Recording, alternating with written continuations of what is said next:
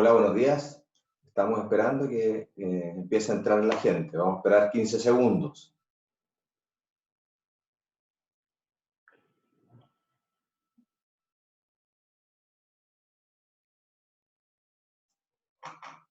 Muy buenos días. Estamos esperando 15 segundos para que pueda entrar toda la gente.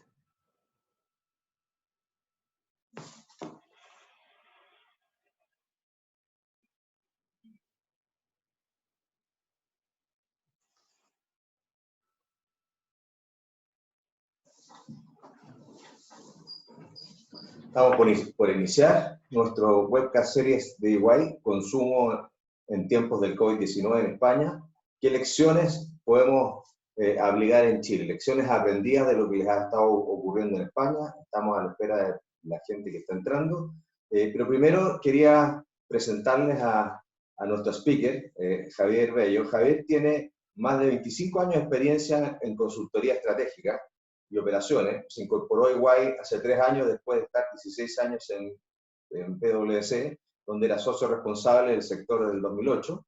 Anteriormente trabajó en AT Kearney.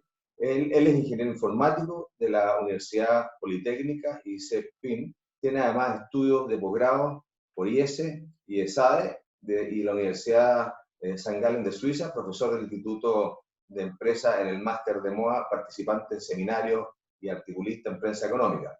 Ha trabajado en proyectos de estrategia, transacciones y mejora operativa con las compañías más relevantes españolas y europeas, habiendo trabajado, entre otras, en Inditex, Grupo Tencam, Desigual, Carrefour, Grupo Erovski, Mercadona o internacionales como Marks & Spencer, Otto Group, MediaMarkt, Metro Group o empresas de consumo Henkel, Grupo Mahou, Nestlé, Diageo, Vermont, Ricard, entre otros.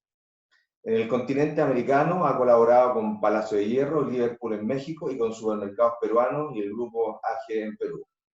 Co-lidera el grupo de respuesta frente al COVID-19 para EMEA en el sector de CBR, Consumer Product de la firma, y es miembro del board de la Asociación Española del Derecho de MOA. Creo que esa introducción es suficiente. Y con presentar a nuestro querido socio Javier Bello. Muchas gracias, Javier, por poder acompañarnos hoy día y poder compartir las experiencias que tú has tenido con tus clientes y con la gente en España durante este COVID-19. Adelante, Javier. Muchas gracias, Cristian. Creo que estoy en mute. No, está bien, está bien. Está bien, perfecto. Pues muchas gracias, Cristian, y buenos días a todos. Para mí es un placer poder dedicar un rato a compartir las experiencias que tenemos de esta crisis en España. En primer lugar, desearles que tanto ustedes como sus familias se encuentren bien, porque para preparar esta sesión durante los últimos días he estado informándome bastante de la situación en Chile y comentaba con mis compañeros pues que desafortunadamente están casi, pues por las cifras, 2 meses por detrás de lo que estábamos nosotros, y entiendo que están pasando por ahora por momentos complicados y para ahí pues mi ánimo y toda la suerte en el sentido de salud para ustedes y sus familias. Decir que desde España podemos dar alguna lección es complicado porque quizás somos de los países que peor ha gestionado desde el punto de vista sanitario la crisis. Somos el 4º país en número de muertes en el mundo, con casi 30.000 muertes y infectados con test, porque eso es una de las principales complicaciones que hemos tenido, es cuánta gente ha pasado por el test. Infectados con test tenemos casi 240.000 personas. Y estaba, como les decía, comentando con mis compañeros antes que decía yo, afortunadamente ahora tenemos menos de 100 muertos al día. Y eso lo comentábamos con los compañeros casi como si se nos estrellara un avión todos los días.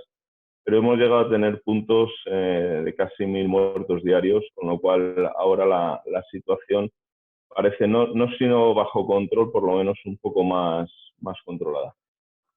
Si me permiten, durante unos pocos instantes les voy a comentar en qué situación estamos, cómo las medidas que ha aplicado el gobierno, y a partir de ahí pues les explicaré cómo los consumidores ven la situación actual y qué medidas las empresas están adoptando.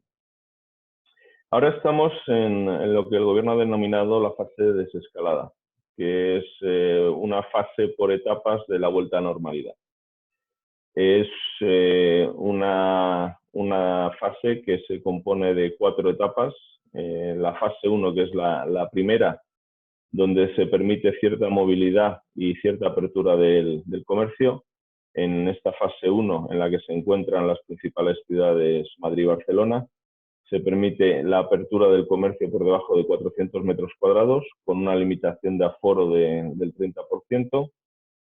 Se permite los restaurantes y bares que tengan terraza, es decir, acceso al aire libre, con un aforo máximo del 50% sobre el total de ocupación y no más de una distancia de menos de 2 metros entre mesas.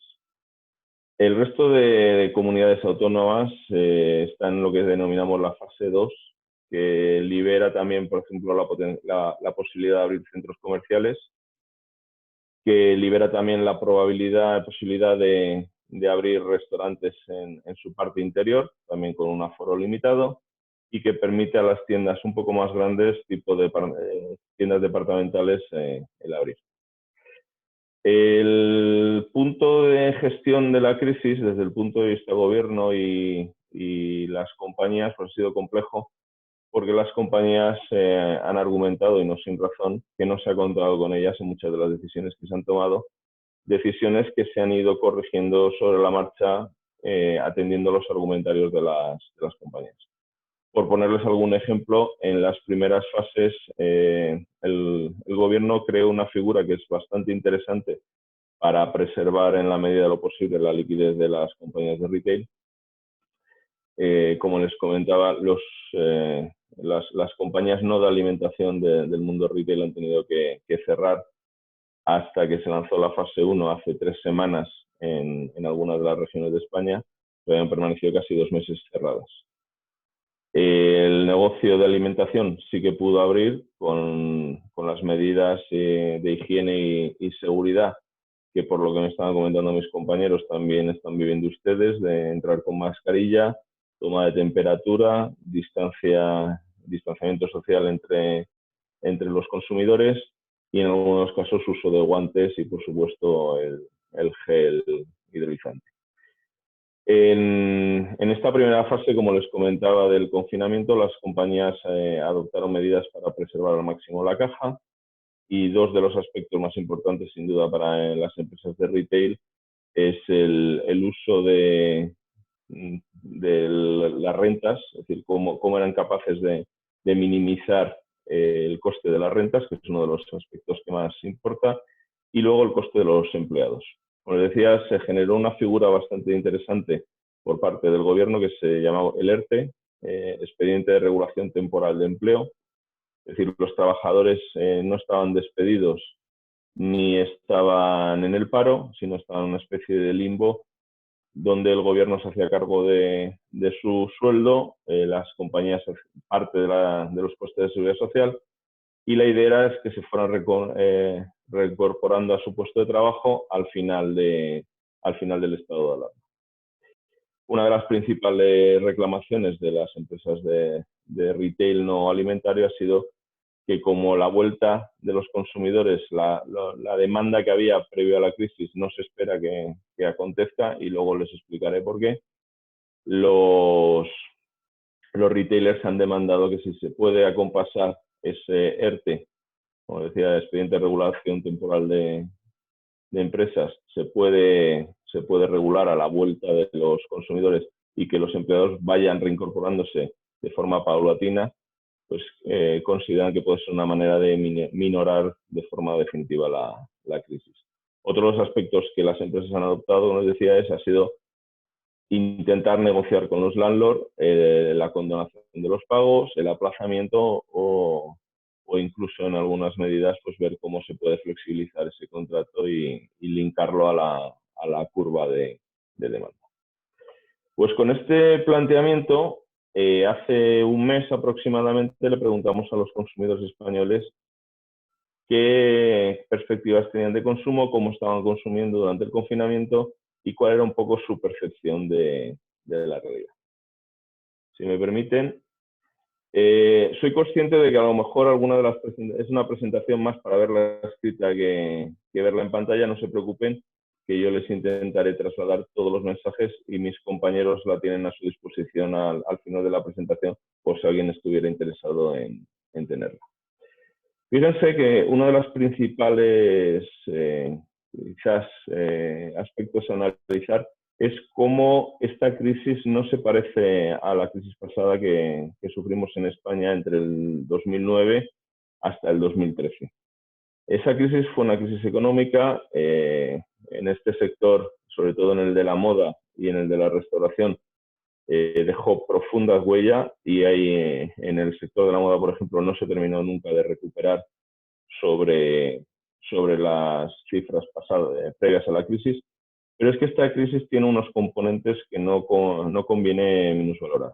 Nosotros en esta crisis hemos definido que hay tres tipos de crisis dentro de la misma crisis. Uno es la crisis sanitaria, que es la que estamos experimentando todos ahora, que tiene dos componentes. Uno, la limitación a la hora de salir de casa, de actuar normalmente con el miedo y con las prevenciones ante un posible contagio. La crisis económica derivada de la paralización de actividades esenciales y de los motores industriales del país. Y por último, una crisis emocional.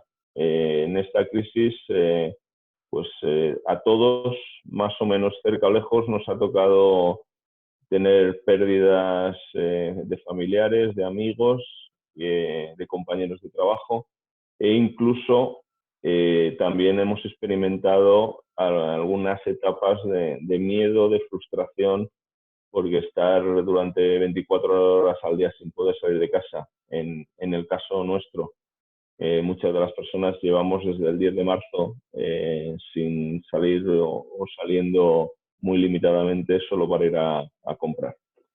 Entonces, una de las preguntas principales es qué les preguntábamos qué iban a hacer los consumidores, y los situábamos en 3 puntos. Al terminar el confinamiento, fase, como les comentaba, que nos encontrábamos ahora, empezamos a tenerlo en España. Cuando consideremos que existe ya una recuperación más o menos cierta de la crisis sanitaria y hasta que no haya vacuna. Pueden ver que lo primero que nos contestan los españoles es que lo primero que van a hacer al cerrar el confinamiento es ir a ver a los amigos y a ver a los familiares. Es una de las cosas incluso que el gobierno ha permitido, que se puedan juntar en grupos de 10 personas en la fase 1, en grupos de 15 personas en la fase 2. Y como ven, el aspecto que la gente casi va a descartar o va a esperar hasta que no haya vacuna, fíjense que tenemos casi un 36% de la gente que hasta que no haya vacuna no va a volar o no va a salir de copas o no va a ir a un hotel o no va a alquilar una casa. Es decir, nos encontramos ante determinadas prevenciones por parte de los consumidores a la hora de realizar ciertas actividades. Lógicamente, esto nos va a llevar cambios de comportamientos bastante profundos. Aspectos que antes se veían como normales ahora van a ser anormales y viceversa. Es decir, hay consumidores que dicen volveré a ser y ser como antes. Fíjense, en este caso los más reticentes al cambio son las personas mayores de 60 años. Solo un 39% de esos mayores considera que va a cambiar su forma de ser y de hacer. Sin embargo, la gente joven ve que esto ha venido para quedarse y que determinados comportamientos van a radicalmente cambiar. Ahí entre la gente entre 30 y 44 años, casi el 60% al revés, piensa que sus hábitos sociales van a cambiar.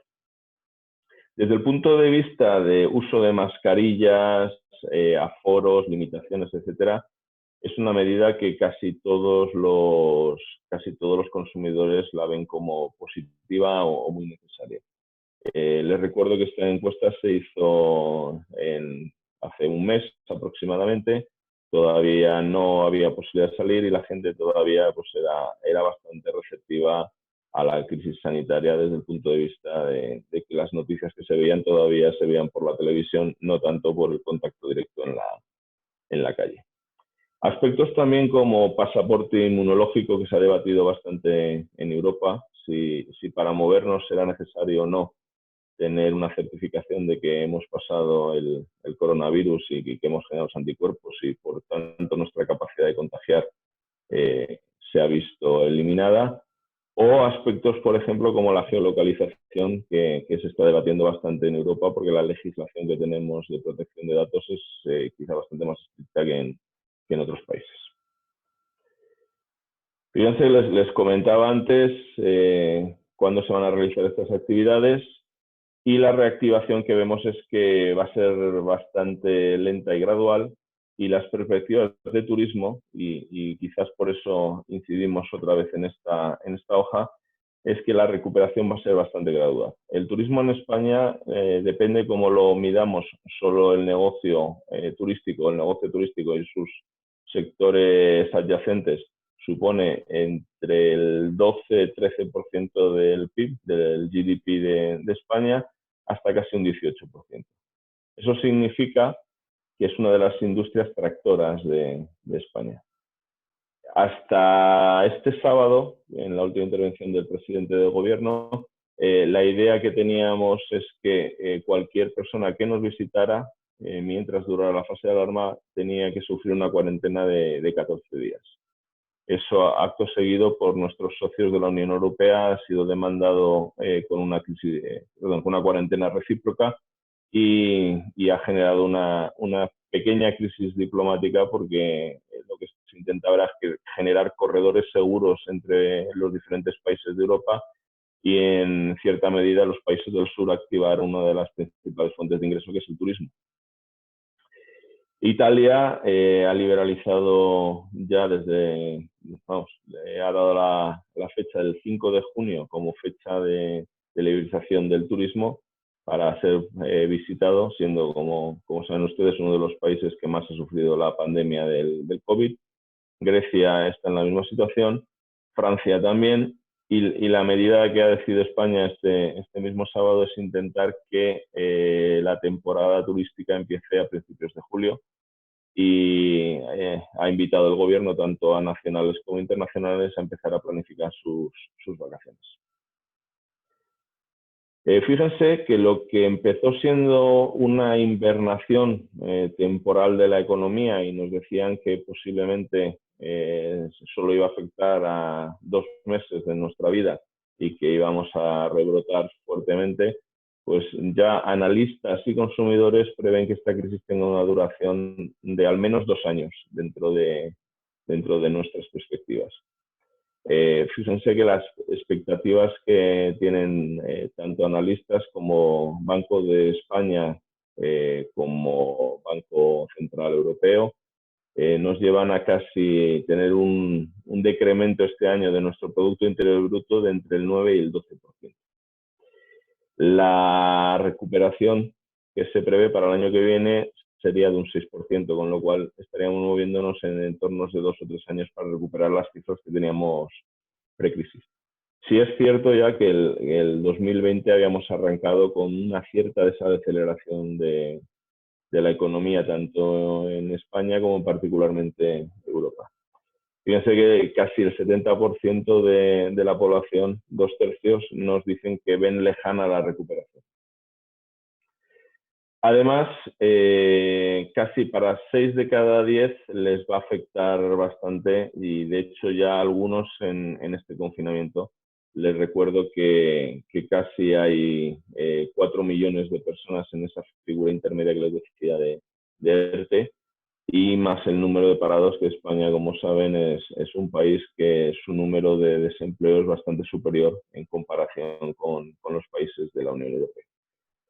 Creo que les afectará bastante y de hecho ya en algunos de los casos les está afectando. Esto nos va a llevar a tener comportamientos muy parecidos a los que teníamos en la crisis pasada.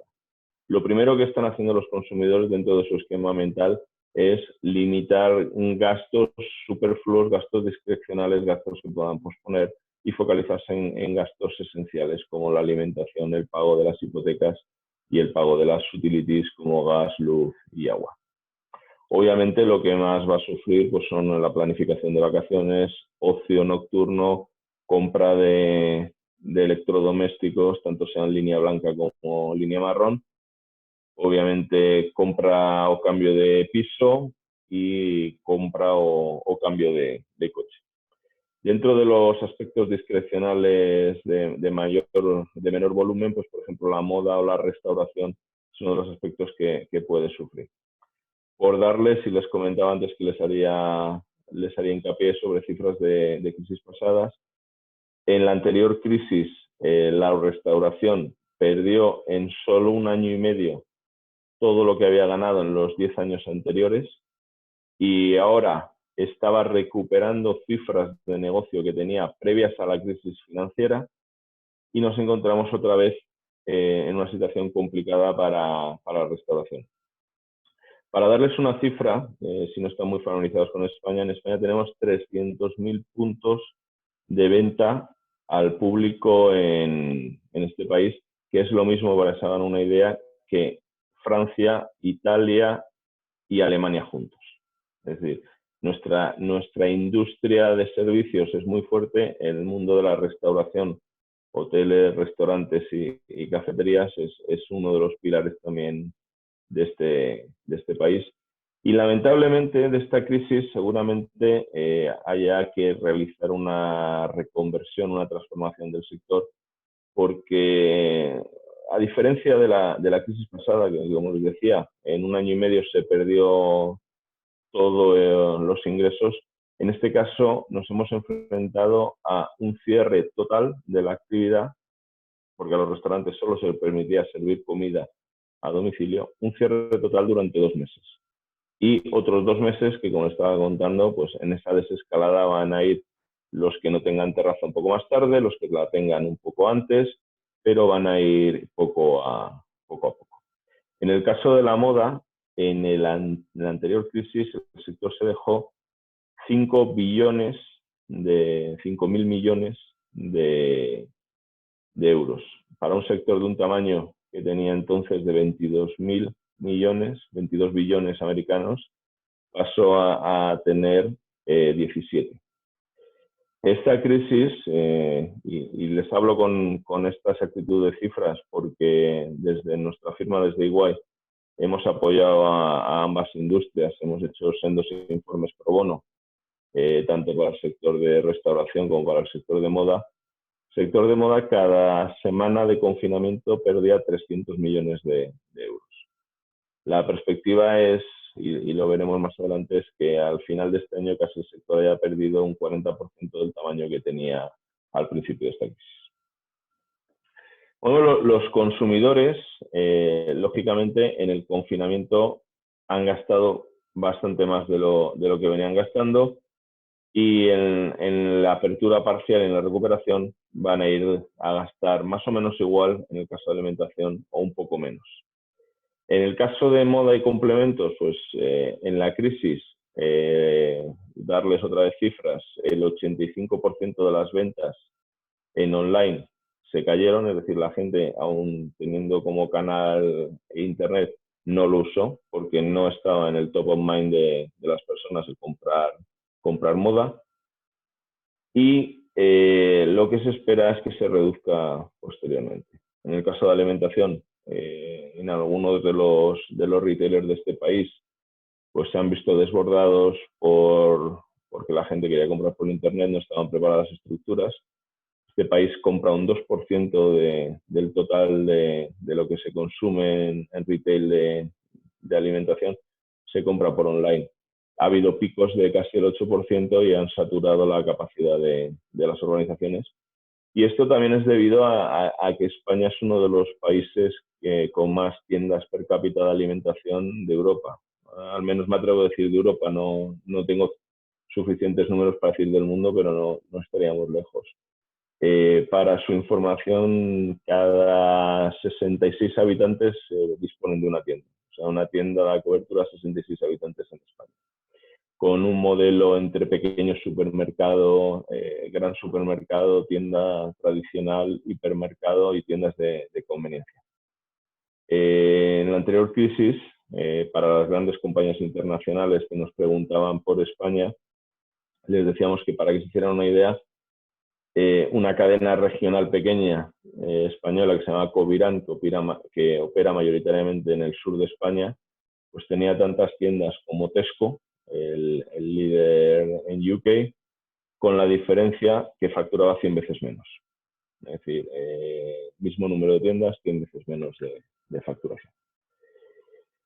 Lógicamente, si ha habido un ganador en esta crisis, si se puede hablar en términos de ganar y perder, ha sido el ocio y la tecnología digital. Lógicamente, las horas que antes consumíamos y dedicábamos a estar fuera, las hemos tenido que dedicar en consumo digital.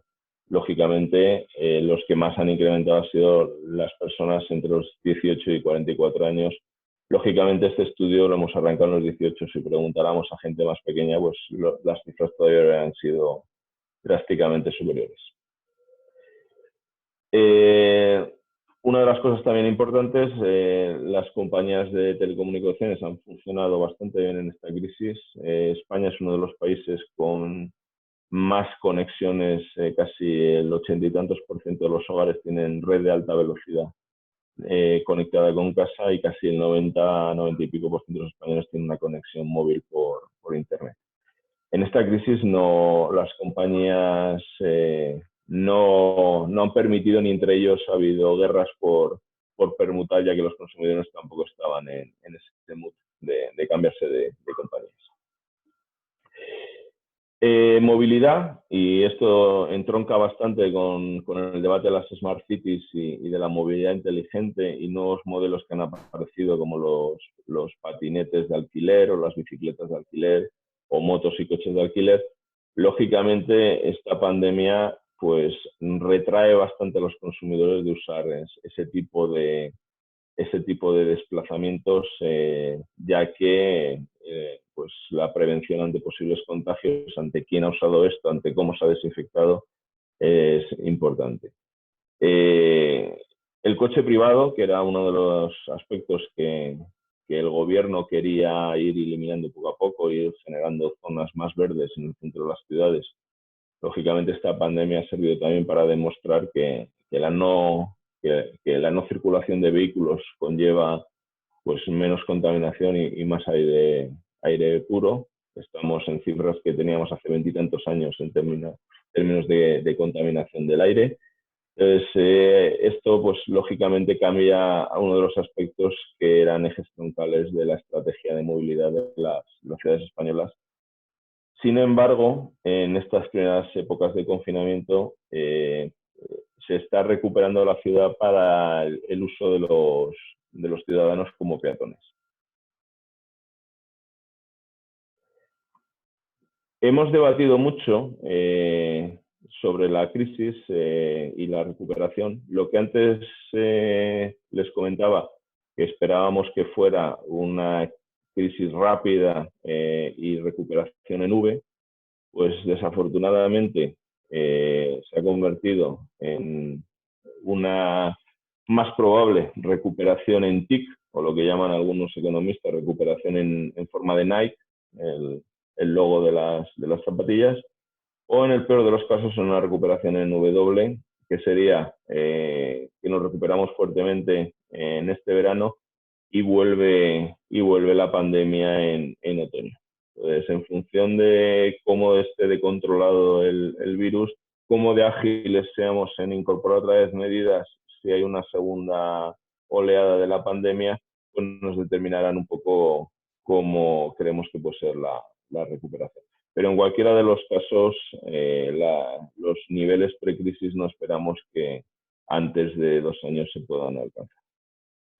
Ojalá nos equivoquemos.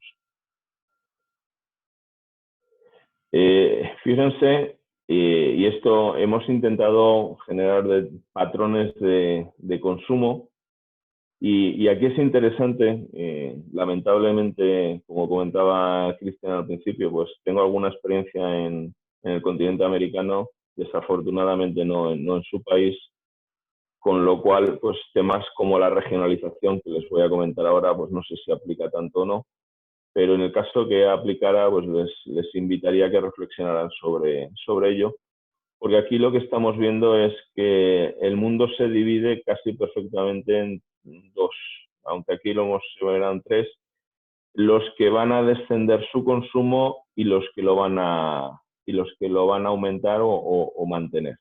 Y me voy a centrar primero en el colectivo que lo va a descender.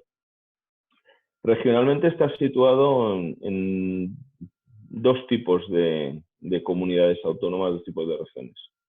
Los que vivían en Madrid y Barcelona, los que viven en Madrid y Barcelona, y los que viven en las islas como las Islas Canarias y las Islas Baleares. Ambas islas, casi el 80% de su Producto Interior Bruto viene del turismo. Entonces, los habitantes de estas islas son conscientes de que su situación personal va a sufrir porque uno de los motores de la economía de sus regiones va a sufrir de forma clara. Y el otro colectivo son los que viven en las grandes ciudades y han vivido la pandemia de forma cercana y quizás con mucha más agudeza que el resto. Les recordaba antes que de 230.000 contagiados, Madrid tiene 70.000 y Cataluña 60.000. Es decir, con diferencia son las regiones que más han sufrido y siguen sufriendo las consecuencias. Son gente que consideran que van a perder ingresos de forma sustancial y es gente mayor que le pilló hace 10 años la crisis en su momento, vamos a decir, de más de apogeo desde el punto de vista laboral. O sea, cuando tenían sus mejores años de trabajo es cuando se enfrentan a la anterior crisis y experimentan pues, el razonable miedo a volver a pasar la misma situación. En cambio, colectivos que nos dicen que van a aumentar en casi todas sus categorías de 27%, son regiones que han tenido una incidencia menor de la pandemia, como el sur de España o la costa levantina, gente joven, el 46% menores de 40 años, con lo cual la anterior crisis a muchos les pilló todavía en el colegio o en la universidad. Y aunque ven reducidos sus ingresos, consideran que no empeorarán. Y por último, el último colectivo, que quizás es el que menos debería preocuparse, pero es el que va a mantener, es decir, como si la crisis sí que no hubiera afectado, es gente que está por encima de los 50 años, que vive en el norte de España y que considera que sus ingresos no se van a ver tan afectados. ¿De acuerdo? El gasto en alimentación, pues lógicamente, como les decía, se ha disparado durante el confinamiento. Han incrementado, lógicamente, productos de alimentación e higiene. Una primera fase por acaparamiento, productos de higiene. Otra parte también porque consumo que se hacía fuera del hogar se ha tenido necesariamente que hacer en el hogar. Aspecto muy importante, que aquí aparece muy en pequeñito, pero que es algo que las marcas están reflexionando, están haciendo el concepto y la importancia del buen vecino de la marca país y cómo las compañías pues, se acercan a los consumidores en estos momentos y han vuelto a generar ciertos links emocionales. En el caso de la alimentación, pues invocando valores como la familia, la seguridad, etcétera, etcétera. Hasta tal punto que 2/3 de los consumidores van a preferir pagar incluso un sobreprecio por consumir productos nacionales. El concepto, y algunos de los consumidores también penalizar malos comportamientos durante la crisis. Lógicamente, el 71% piensa que lo va a mantener ese consumo durante la época, vamos a decir, post-confinamiento, y irá acompasándose cuando lleguemos a una normalidad casi plena.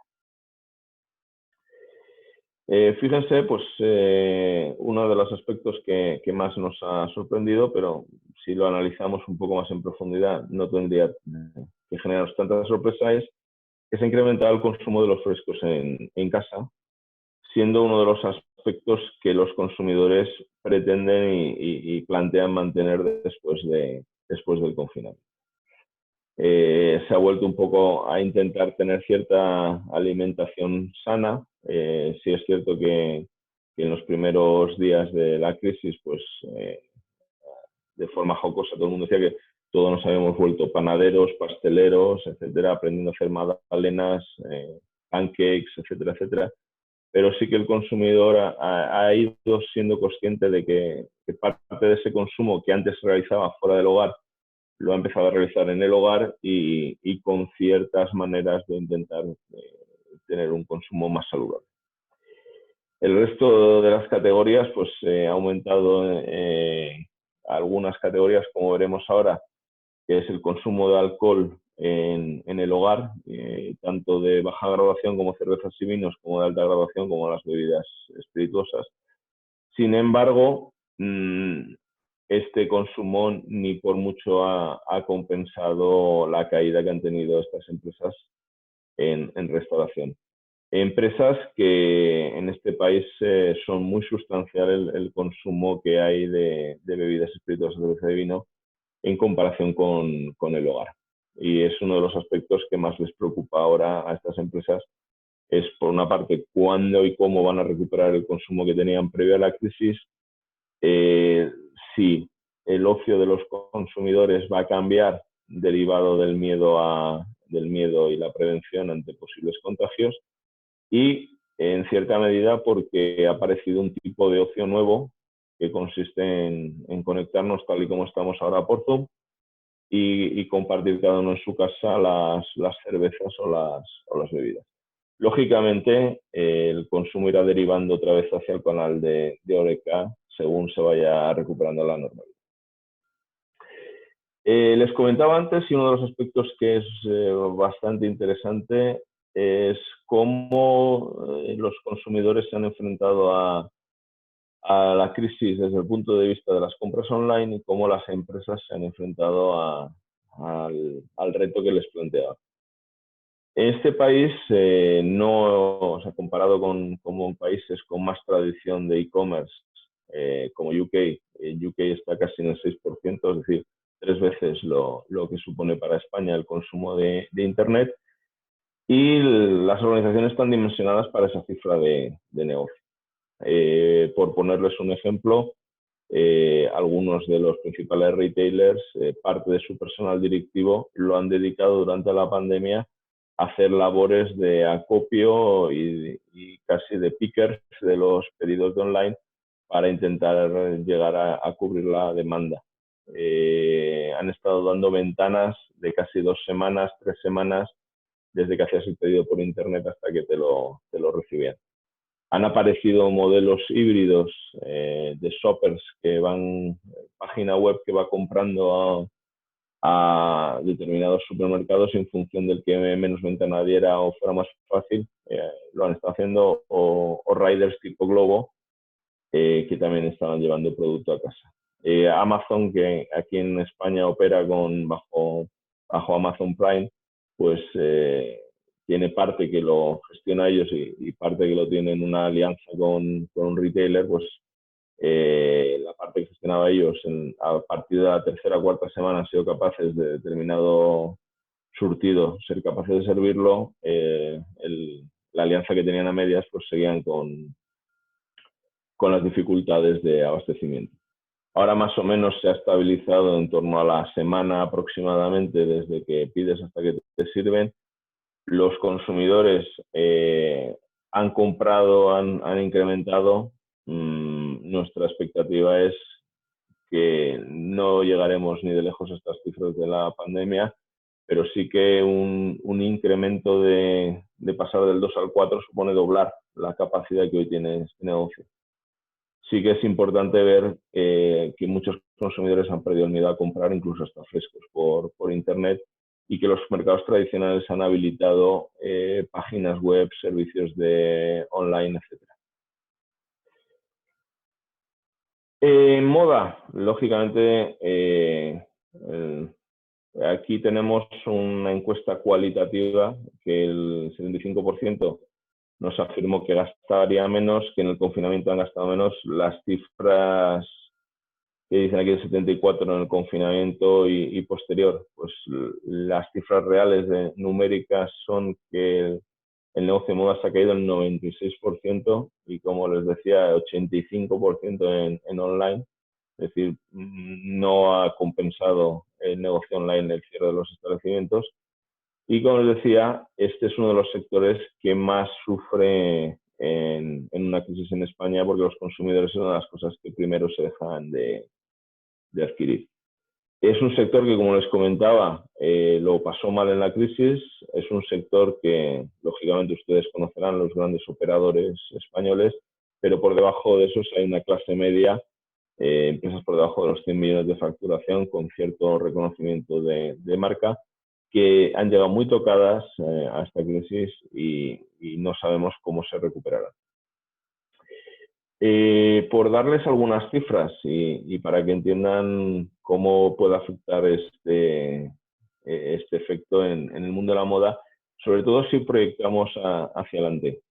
En el 2007, previo a la crisis, una mujer de más o menos 30 a 35 años gastaba el equivalente a 1.200 euros año en moda.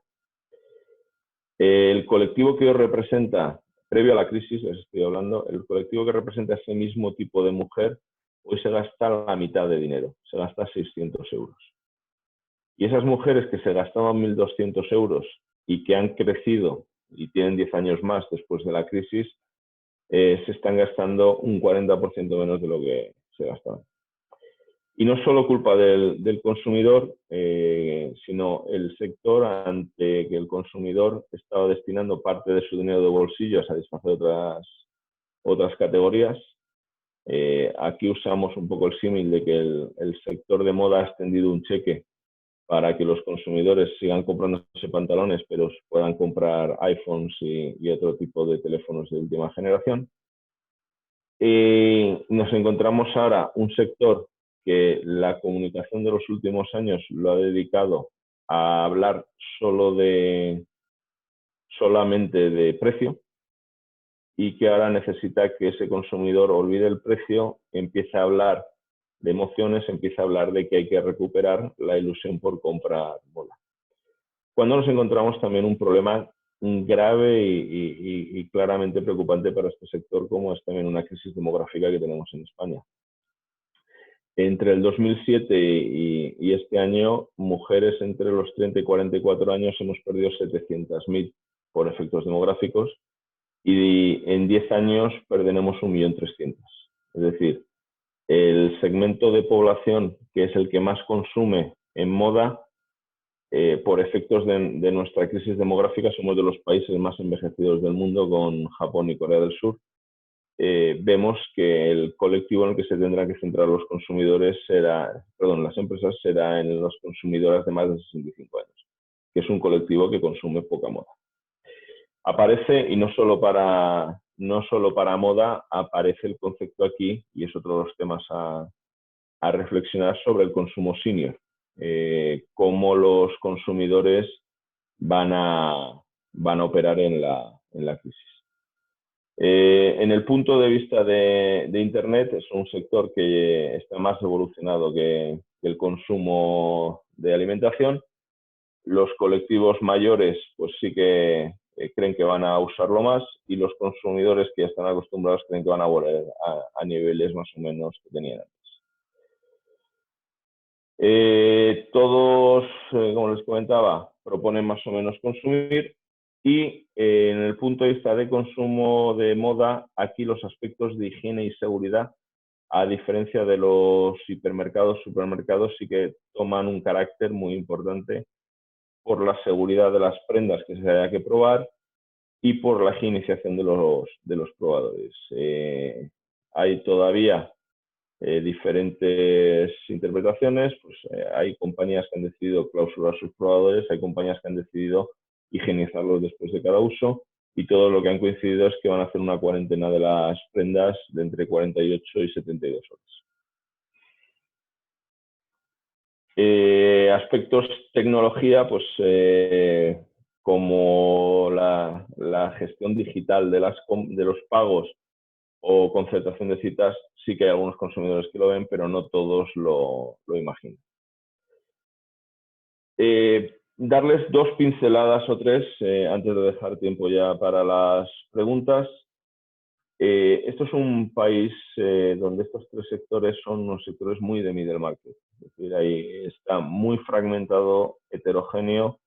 En el caso de los fabricantes de gran consumo y derivado más de la parte agroalimentaria, somos un país netamente exportador.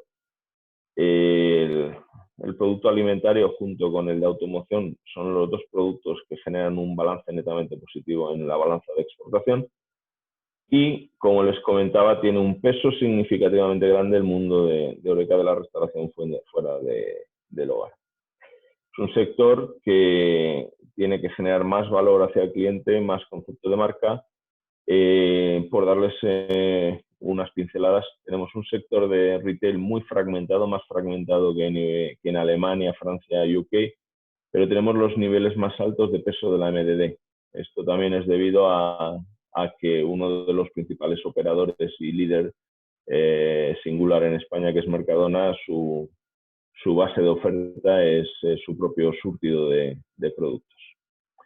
Y estamos ahora mismo en una discusión sobre cuál es el formato que triunfará, aunque en los últimos años, lógicamente, el gran supermercado ha triunfado.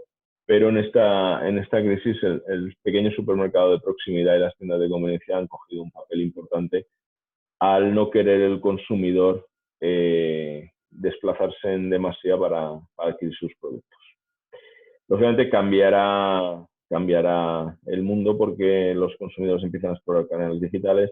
Incluso los fabricantes han visto como posiblemente se pueda llegar directamente al consumidor sin pasar por el retailer. En el mundo de moda me he extendido antes un poco más, pues igual tenemos un sector muy heterogéneo con grandes operadores a nivel mundial y una clase media pequeña y con dificultades. Es un sector que ha innovado poco en el pasado. Las grandes innovaciones que se han visto últimamente vienen de entrantes en el sector y esta industria tendrá que hacer verdadera reflexión de cómo quiere evolucionar en el futuro, sobre todo en el consumo en España y que en algunos países, pues lógicamente más maduros, también se van a enfrentar a las mismas problemáticas y retos. Les planteaba, bueno, aquí tienen, encantado luego de comentar si quieren un poco el tamaño y taxonomía de las empresas, que esto refleja bastante bien el pulmón financiero que tiene este sector, sobre todo son empresas pequeñas en el ámbito de fabricantes de gran consumo y de moda, donde cualquier alteración importante del status quo desde el punto de vista financiero les afecta bastante.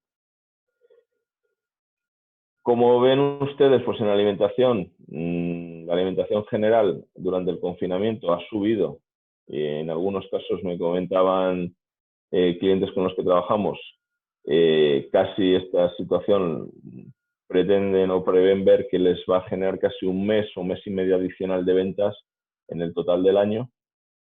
El nivel de frescos y bebidas ha decaído porque el consumo que se ha hecho en hogar no ha compensado la caída de la restauración. Y vemos, pues lógicamente, que los fabricantes van a tener que hacer determinadas medidas back to basics y categorías que van a generar importancia, que generan en toda la crisis, como son categorías básicas, ingredientes. Algunas categorías que sean dependientes del canal de Horeca van a pasarlo más en el próximo año y pico. Y aparecen, como les comentaba, pues, alternativas como el direct to consumer y exportaciones como casi las fuentes un poco de generar incrementos de ingresos alternativos. Desde el punto de vista en el New Normal, nos enfrentamos también a una situación compleja para las grandes compañías que operaban en España, grandes multinacionales, España antes de la anterior crisis era un país que por rentabilidad, tamaño del país, incluso incidencia del turismo, recuerden que aquí casi vienen 80 millones de personas para un país que tiene 45 millones de habitantes, pues era un país bastante atractivo desde el punto de vista de consumo. El cambio de mix y lo que ha dejado de gastar el consumidor español en alimentación ha hecho que grandes corporaciones se retraigan y enfoquen sus objetivos de inversión hacia otros países. Y ahora nos encontramos pues, estructuras desde el punto de vista de marketing descapitalizadas porque normalmente todas esas actividades se han llevado a los headquarters o se han regionalizado a niveles europeos. Y ahora, como les comentaba, con la demanda de los consumidores de la vuelta a lo local y de la intensidad de buscar producto español, pues lógicamente va a haber que reflexionar sobre el particular. Como ven ustedes, pues para los retailers, en cambio, la foto en el corto plazo ha pintado bien. Es cierto que se les han incrementado de forma drástica los costes derivados de todas las medidas de prevención, seguridad que han tenido que abordar, incluso de cómo han tenido que abordar el online. La previsión es que a medio plazo vuelvan a recuperar pues, la senda de crecimiento que tenían en torno al 1 al 2% anual, y es un sector que está acostumbrado a manejarse con esos niveles de crecimiento. Sí que una de las reflexiones, y todos lo plantean, es que quizás se tienen que empezar a tomar el canal digital en serio, y eso derivará posiblemente en una racionalización del portfolio de tiendas en el medio plazo. En moda, les contaba antes, pues las expectativas se ven en un horizonte casi de 2 años, tanto por la crisis como porque las empresas han recortado.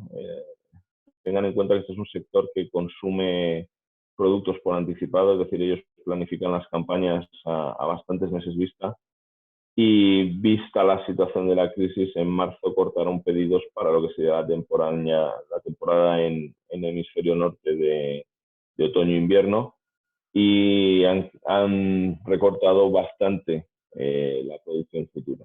Entre eso, la crisis económica, etcétera, pues estamos apuntando a que la normalidad llegará en torno al otoño del 21. Es decir, esperamos 2 años de lenta recuperación.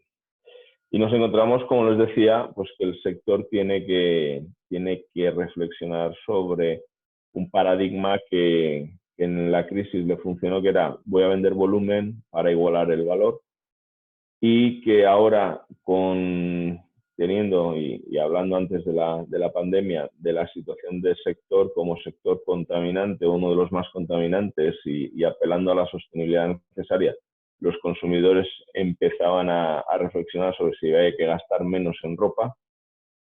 Uno de los aspectos que más les preocupa también a los operadores es que el consumidor ha estado 2 meses viendo la cantidad de ropa que tenía en el armario sin usar, y que también algunos manifiestan sus prevenciones a la hora de consumir más, y sobre todo que tienen que relanzar esa conexión emocional con el consumidor y hablar de algo más que precio. Por ponerles un ejemplo y para que vean de las magnitudes que estamos hablando, en 1975 unos jeans costaban del entorno, traducido a euros de hoy, sin contar inflación ni nada, solamente traducido de pesetas a euros, en torno a 25 euros. En el año 2000 unos jeans costaban 40 euros de forma media, y hoy, 20 años más tarde, con 20 euros puedes adquirir 2 pares de jeans en cualquier comercio no especializado en jeans. En el 2000, el móvil más caro, que era un Nokia tamaño pequeño, costaba 300 euros. Hoy el móvil más caro cuesta 1.700 euros. Es decir, los consumidores, gran parte de ese ahorro que les comentaba, entre los 1.200 euros que gastaban al año a los 600, han ido a los gastos en ocio y tecnología. Y por mi parte, he intentado más o menos circunscribirme al tiempo. Cristian, a vuestra disposición para cualquier pregunta que haya. Sí, muchas gracias, Javier. Es súper interesante la historia y las comparaciones. Tenemos algunos minutos para algunas preguntas que nos han hecho los participantes. ¿Cómo has visto que ha sido la proactividad de las empresas proveedoras para poder conocer y capturar las necesidades que se surgen en el confinamiento de los consumidores? Y la pregunta es, ¿han modificado su propuesta de valor para apuntar a estas nuevas necesidades? ¿Cómo has visto esas reacciones? Bueno, es pronto todavía, Cristian. Ten en cuenta que hemos vivido quizás una situación excepcional. Y te pongo un ejemplo en el caso del papel higiénico, que en las primeras semanas de confinamiento se agotó, obligó a los retailers a buscar fuentes de aprovisionamiento, incluso de marcas desconocidas o en países desconocidos. Lo que sí que ha pasado es no se han lanzado nuevas campañas de productos ni se ha reflexionado un poco. Sí que se ha hecho un tracking bastante exhaustivo sobre qué se ha consumido más, qué se ha consumido menos. Pero como les comentaba, no vemos tampoco que lo que ha pasado en el confinamiento represente la nueva normalidad. Yo creo que tendremos que evolucionar. De hecho, uno de los aspectos que más estamos comentando ahora con los suppliers, con los proveedores de marcas, de retailers, las marcas, es que son incapaces de hacer unas previsiones de demanda a 3, 6 meses vista, porque no saben ni cómo va a evolucionar entre canales, entre el on-trade y el off-trade, ni qué productos van a sustituir a otros o no. Entonces, comentábamos que va a caer el consumo de cerveza, pero los propios cerveceros no saben con qué intensidad va a caer o no en función de cómo se vaya incorporando el consumo a la restauración, cómo va a abrir esa restauración. Entonces es un momento de bastante incertidumbre y yo creo que se ha sido ágil en garantizar el suministro, pero no ha habido todavía el momento de analizar bien si hay nuevas tendencias o indicadores que nos puedan hacer cambiar. Y en esa misma pregunta, una de las cosas que ocurrió en Chile es la cadena de suministro y los tiempos de entrega, la logística. Que hay todavía grandes organizaciones que no han reaccionado con la velocidad, obviamente, que se les vino esto encima, que debieran, y hay mucha queja de clientes en los plazos de entrega, la forma de la entrega.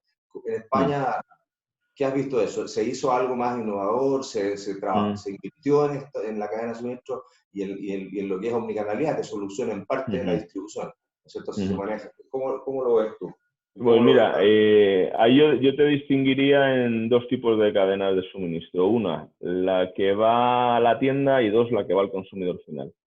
En la que va a la tienda, menos en lo que ha sido picos inusitados de demanda, productos, por ejemplo, como la harina, como el papel higiénico, que se ha multiplicado exponencialmente los consumos, razonablemente todos los supermercados y tiendas de este país han estado bien abastecidas. Una situación que hace que sea un sector menos rentable en tiempos normales, que es lo que os comentaba antes, que hay mucha tienda por habitante, hace que haya mucha capilaridad de servicio. Entonces, el sector está preparado porque hay almacenes, distribuidores y reguladores en casi todas las regiones y como tenemos un sector muy fragmentado, hay bastantes almacenes, ¿de acuerdo? Entonces, desde el punto de vista de la llegada a la tienda, salvo excepciones de productos, más o menos se ha manejado de forma racional. En cuanto al consumidor final, y era lo que comentaba antes en mi presentación, en todo lo que ha sido el servicio en online, pues se ha fallado. Se ha fallado porque las estructuras no estaban preparadas, porque el pico de demanda, como les decía, se ha multiplicado por 4 y las estructuras no estaban preparadas. ¿Qué se ha hecho? Y me decías, ¿qué se puede aprender? Pues dos cosas. Una, bastante táctica o muy táctica, es empleados que tenía dedicados a otras cosas, por ejemplo, en tiendas departamentales con supermercados, en vez de los empleados estar en el ERTE o en suspensión, los han dedicado a ser pickers en las tiendas. Entonces, gente que no normalmente trabaja en la oficina o trabaja, por ejemplo, vendiendo textil, ha estado en los supermercados haciendo de pickers para garantizar. Otros aspectos que ha funcionado bastante mejor ha sido el click and collect. Es decir, que el consumidor vaya con su coche a recoger el producto. Se lo dejen preparado en la tienda y lo vaya a recoger a la tienda. Y por último, agregadores de valor, como les comentaba, que han aparecido con pickers autónomos, donde la propuesta de valor es, yo tengo 100, 200 personas, tú me dices qué pedido quieres hacer y esas personas van como con una lista de la compra a realizar al supermercado que sea la compra y te la traen esas mismas personas. Esos modelos de negocio, que ha habido dos en España que se han disparado en esta crisis, se llama Lola Market y Núcula, pues han tenido un comportamiento bastante bueno. ¿Cómo es el desarrollo de vivienda y construcción? ¿Se han desvalorizado los bienes raíces? ¿Qué proporción? A ver, la construcción, lógicamente, todo lo que es obra nueva durante el periodo de confinamiento tuvo 2 o 3 semanas que se paró, porque se pararon todas las actividades no esenciales. Después de esas 2 o 3 semanas, todo lo que ha sido la construcción que estaba en marcha se ha seguido construyendo. El problema ahora es que se espera un desplome del mercado de alquileres y que la adquisición de viviendas, como decía, es uno de los aspectos que los consumidores, cuando las cosas van mal o cuando tienen perspectivas de perder su trabajo, se retraen más de consumir.